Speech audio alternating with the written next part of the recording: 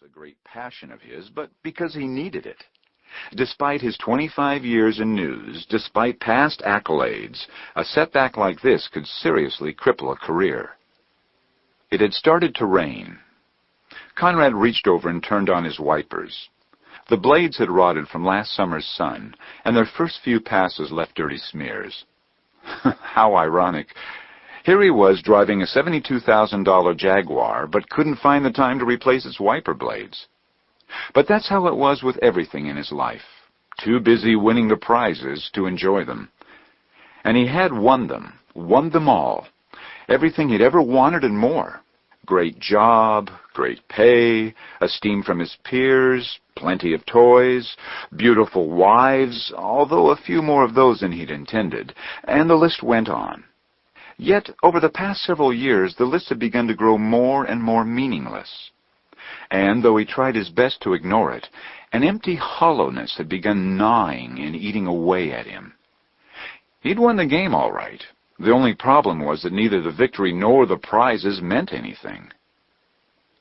A sign read 23 Freeway North. Good. Just a couple more miles, then down the steep grade into Camarillo. He'd already put in a call to Ned Burton, his cameraman, to meet him there. And before that, to Professor Endo, who was only too happy to oblige with another interview. Something tangible? The doctor had asked. Exactly, Conrad said. Your theories and formulas, they're all very interesting, but we need something we can show on tape, something the audience can grasp. Certainly, that will be no problem. Really? Like what? Eyewitnesses? People who have seen... The old man chuckled. I'm afraid that if there are eyewitnesses to such universes, you would find them locked up in insane asylums or involved in drug rehab programs. Well, then what? Conrad asked. How can you physically prove the existence of parallel universes if no one has seen them? It is an old experiment, and I have all that is necessary at the lab. Just a board with 2 small slits cut into it and a low-powered laser. We shine the laser onto the 2 slits and record how many slits of light appear on the wall behind it. Well, I don't understand. 2 slits in the board will cast 2 slits on the wall. Actually, they will cast several more than 2. Several? Oh, no, that's impossible. You will see for yourself. And if we cut 2 more slits in the board, how many will appear on the wall? Conrad frowned. Well, I'd say 4, but you're going to tell me twice as many as whatever the 2 slits were.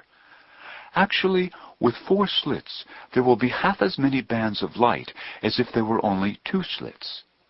Oh, that's crazy. Yes, if you're thinking in terms of a single universe. But ask today's best scientific minds, and they will say that invisible light beams from other worlds similar to ours that are involved in the very same experiment at the very same time, that they are actually interfering with some of our beams. Even as he thought over the conversation, Conrad shook his head.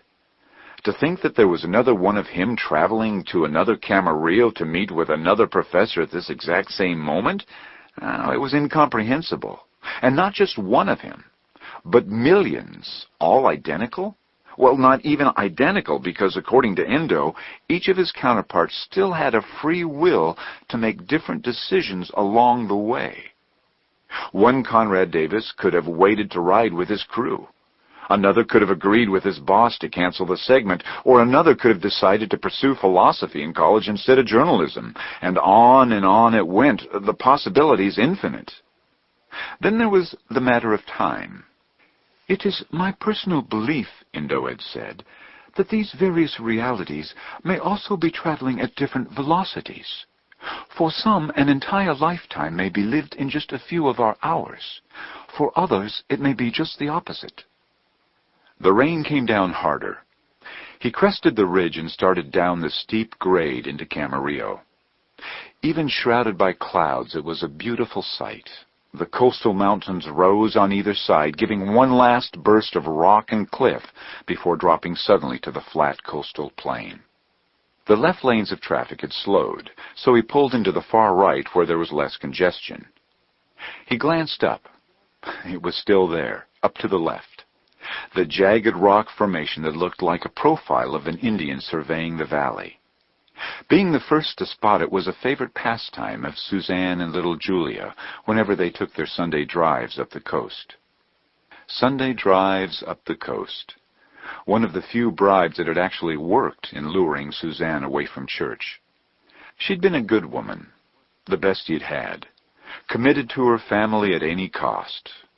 Granted, she may have been just a little fanatical in the faith department, but he gave her space and she gave him his. And, truth be told, the older he got, the more wisdom he saw in some of her God talk. God.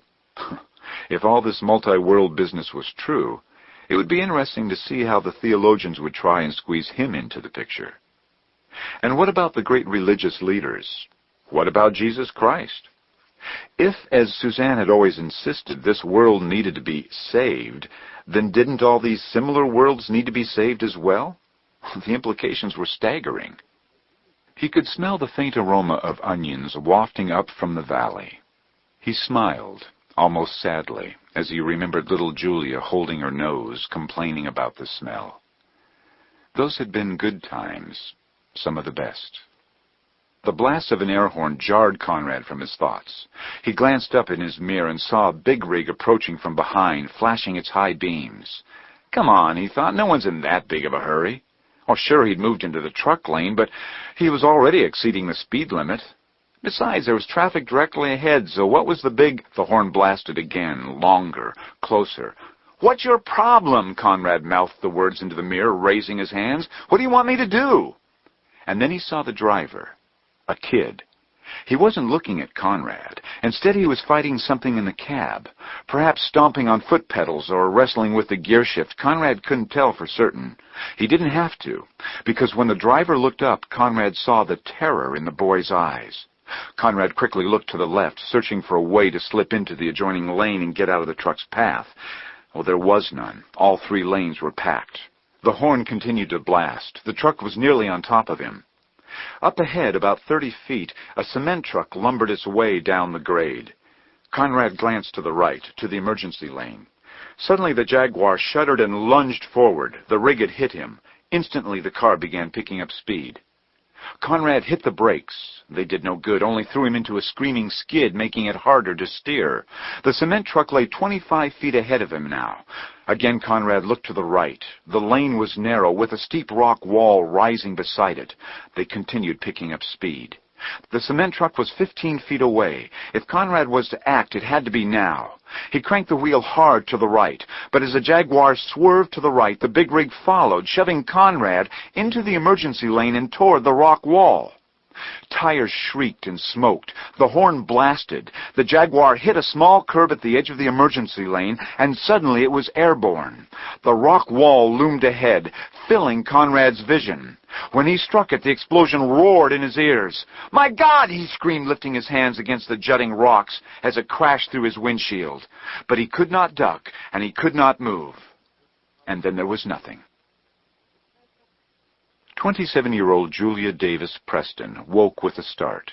It took several moments to get her bearings as she glanced around the dimly lit 757 cabin. She just had another dream about her father, the hallway dream.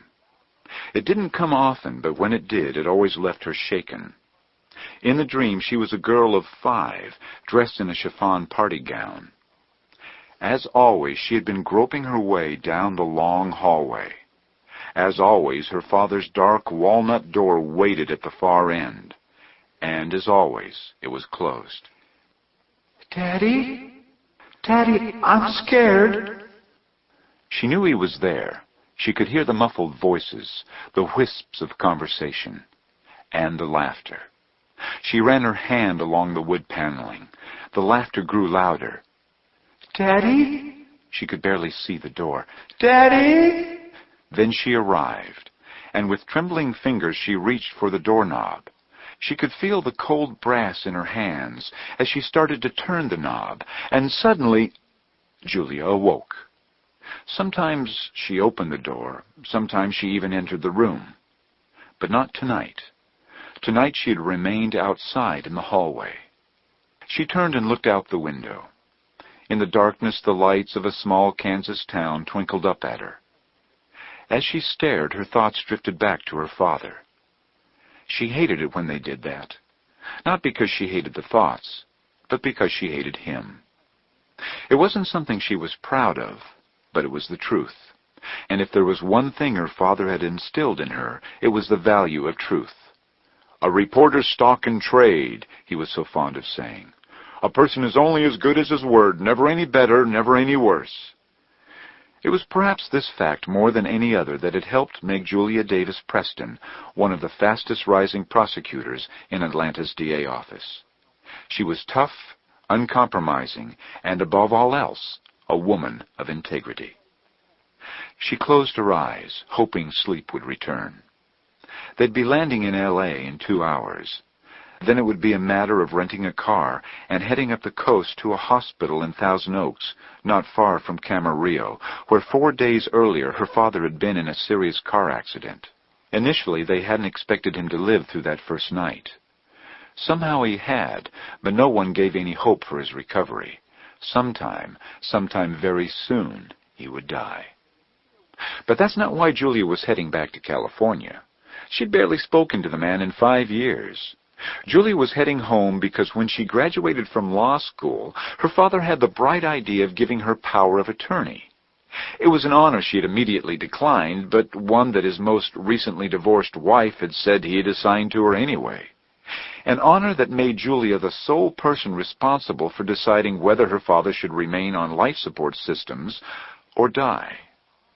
According to the state of California, if a person is unable to make that decision himself, then it falls completely upon the one to whom he has assigned the power of attorney. So, entirely against her wishes, but living by the code her father had instilled, Julia was traveling cross-country to view his condition firsthand before giving the doctors permission to pull the plug. She sighed wearily. Even in death, he remained an intrusion upon her life. Minutes passed, and the dull roar of the plane once again lulled her into semi-sleep. And another dream. But this one was based upon the clear, vivid memories of her 7th birthday. They were in a park. Wind blew against her face and through her hair, and she was flying, soaring. "Daddy!" she half laughed, half screamed. "Don't let go!" She gripped the shiny handlebars of her new bicycle with all of her might. "Don't let go! Don't let go of me!" "I won't let go of you," he laughed. They hit a bump and she wobbled. "Daddy! I'm right here, sweetheart. Trust me, I won't let go." She was sailing, zooming, never traveling so fast in her life. Her heart pounded with thrill and fear until Julia woke again. She took a deep breath and brought her seat upright. There would be no more sleeping, and there would be no more dreams, especially of her father. He didn't deserve it. Conrad Davis awoke standing. Time had passed, he knew that, but he didn't know how much. It was still raining, but now it was night, and he was standing in the middle of a city street. There was no Jaguar, no big rig, and no sheer rock wall. Instead, a horn honked as a car raced past, missing him by inches. He spun around and was met by another vehicle coming from the opposite direction. The driver swerved, and a moment later there was a thud followed by tinkling glass and a stuck horn that began to blare. Conrad frantically looked about, trying to get his bearings.